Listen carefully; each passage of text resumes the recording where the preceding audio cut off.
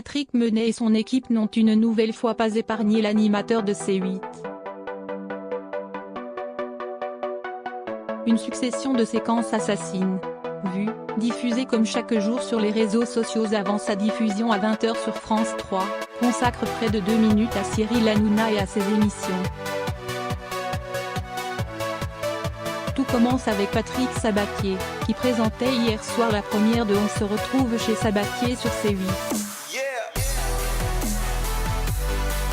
On le voit dire qu'il est très heureux de retrouver son public avant que l'image suivante résume la pensée de l'équipe de Vue. Une candidate de questions pour un champion fait alors une moue dubitative avant de lancer « Cache ta joie Monique ».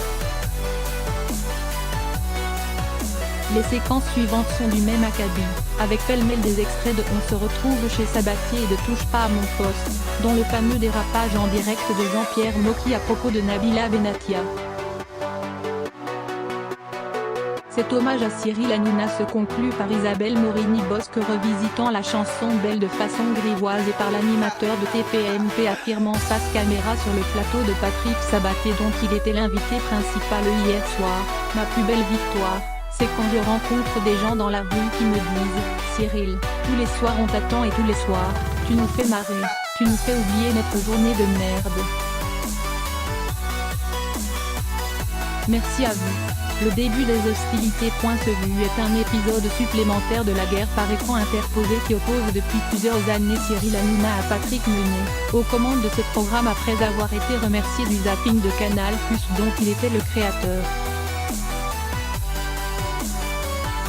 La polémique avait débuté en 2015 lorsque le zapping avait diffusé de larges extraits d'un documentaire consacré à Vincent Bolloré, patron du groupe Canal+, documentaire que l'homme d'affaires avait censuré sur son antenne avant que France 3 ne le récupère pour le diffuser.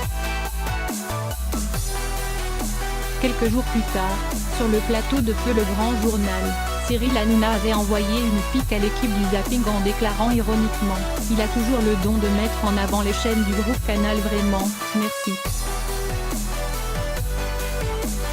Piqué au vif, Patrick Menet ne s'était pas ensuite privé pour ridiculiser ensuite à plusieurs reprises l'homme fort de C8, comme en avril 2016 après l'affaire Verdejo et Star.